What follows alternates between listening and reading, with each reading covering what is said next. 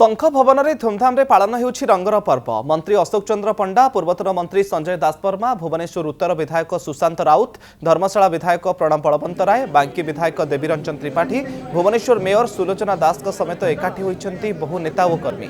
परस्पर को रंग बोली होली खेलुछन्ति नेता माने। आगकू निर्वाचन थिबारु समस्तक मनरे उत्साह भरी रहिछि। चलित निर्वाचन में समस्तक मतदान करने आह्वान करिछन्ति संजय दासवर्मा। सेपटे होली पर्व समस्तक मनरे थिबा मतांतर एवं मनांतर को दूर करी एकाठी करिथाय बोली कहिसंती मंत्री अशोक चंद्र पंडा। एथिसहित राज्यवासी को जणाइछन्ती होलीर शुभेच्छा।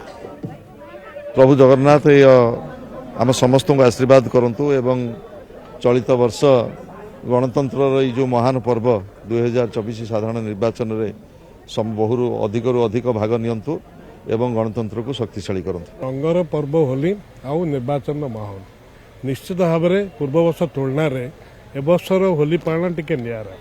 कारण अनेक नेता अनेक कर्मी नेता मानक ये को जाती शुभेच्छा जनाती। कर्मी मान भितर कोलाकोली भाईचारा पूर्वर मनमालिन्य मतांतर को भूली अंततपक्षे परस्पर भितर रंग बोली हंती। भारतीय संस्कृति रे एवं ओडिशा संस्कृति दुईटी पर्व, गोटे दीपावली आलोकर पर्व, ये है रंगर पर्व। तेणु ये पर्वटीर विशेषता या सी अंधकार को दूर करे आलोक आणे। सेमती ये पर्वटी समस्त प्रकार जो मनोभाव थाए मतांतर मनांतर दूरेकरी निज निज भितर कोड़े रंग बोली से मतांतर मनांतर को पुणी दूरे दे था।